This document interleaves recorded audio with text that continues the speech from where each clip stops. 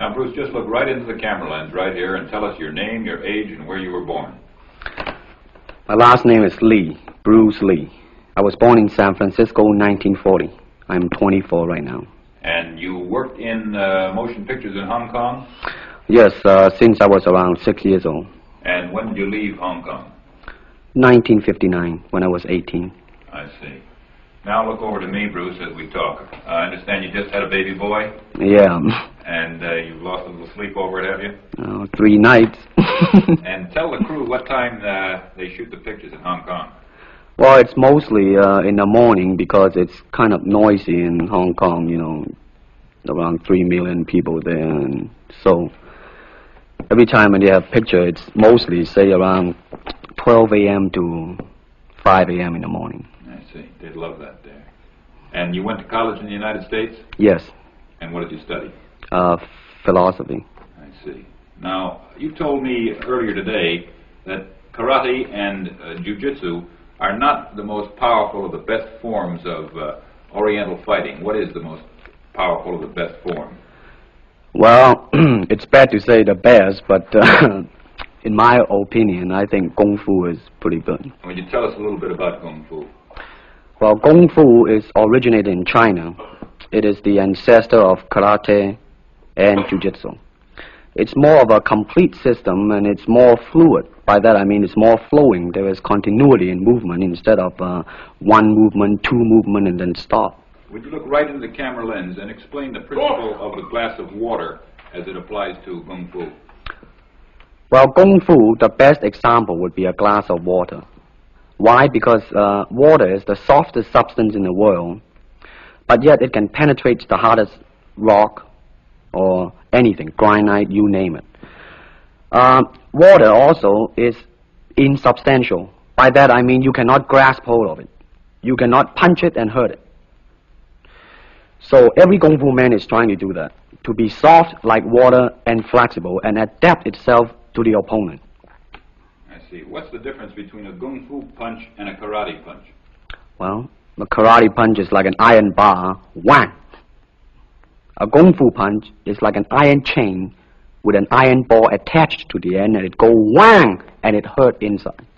Okay. Now we're going to cut, and in just a second we'll have you stand up and show us some Kung Fu and some movements in Kung Fu. Okay. Cut. Got it. Test X2, take 1. Please. Now look directly into the camera, Bruce. Directly at it. And now give me a 3/4 this way. And hold it. And give me a profile that way, all the way. Good. Hold it. Now come back to a profile on the other side. And hold that. Give me a 3/4 on that side. And then give me right into the camera again. All right. Now the camera will pull back. And Bruce, first show me the movements in the classical Chinese theater. Classical Chinese theater. Well, you know what we talked about in the office. How they walk and how they start to move. Well, in Chinese opera, they have the warrior and then the scholar. The way the warrior walk will be something like this. Walking this way, straight, come out, bend, straight, and then walk out again. An ordinary scholar would be just like a female, a weakling, 90 pounds in Child Atlas. You'll be just walking, you know, like a girl, real, shoulder up and everything. So by the way they walk, you can immediately tell who they are. Right, what character they represent. Now, show us some Kung Fu movements. Well, it is hard to show it alone, but I will try to do my best. All right, maybe one of the fellows will walk in. You want to walk yeah, in? it would be... Go ahead. Go ahead. Go ahead. Come on, lady. Okay. Yeah. Although accidents do happen, but, you know... There are various kinds of strike. It depends on where you hit and what weapon you will be using. To the eyes, you would use fingers. Don't worry. To the eyes. Or straight at the face. From the waist, everything on. Hold it just a minute. Let's move this gentleman around this way so you're doing it more into the camera. Okay, swell. And then there is band arm strike using the waist again into a back fist. And let's have the assistant director back up just a way. Okay, go ahead. Continue. And then, of course, Kung Fu is very sneaky. You know, the Chinese, they always hit low. From high, go back to the groin. Don't worry. Now turn around the other way, would you, Bruce? Oh, okay. Yeah. And, would you want him? Yes. These are just natural reactions. Right, right. That is natural. Right into the camera. Cheat into the camera a little bit and show this again. All right. Go ahead. There is the finger jab. There is the punch. There is the back fist and then low.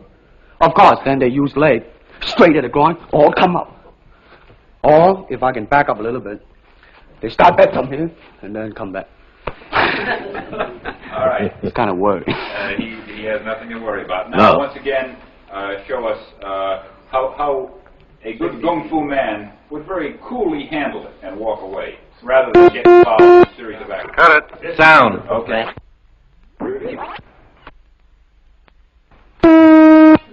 Test X2, take 2. Now, Bruce, so that we can clearly see what you're doing this time, we'll face the fact that there's nobody there. Show me now the difference between Jiu-Jitsu, which is long and involved, and Kung Fu, which is very quick if you have an opponent. All right, for instance, you will read it in a book, in a magazine and everything, that when somebody grabs you, you will first do this, and then this, and then, and then, and then, and then, thousands of steps before you do a single thing. Of course, these kind of magazine would teach you to be feared by your enemies and admired by your friends and everything. See? But in Kung Fu, it always involves a very fast motion. Like, for instance, a guy grabbing your hand. It's not the idea to do so many steps. Step him right on the instep. He'll let go. This is what we mean by simplicity. Same thing in striking and in everything. It has to be based on a very minimum motion so that everything would be directly expressed. One motion, and he's gone. Doing it gracefully, not to go, yelling and jumping all over him, but to do it. Excuse me. That's it. Okay, now show me once again just a few movements there. Well, Kung Fu can be practiced alone or with a partner. Practicing alone, they involve forms. Some imitate a crane, a monkey, a praying mantis. This is a crane form. Let's start off.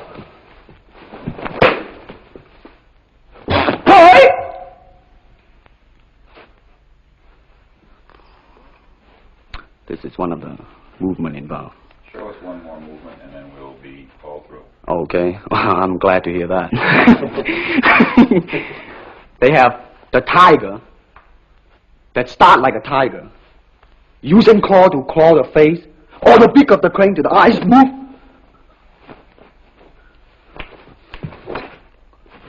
This is some of the movement involved. Thank you very much. Thank you very much.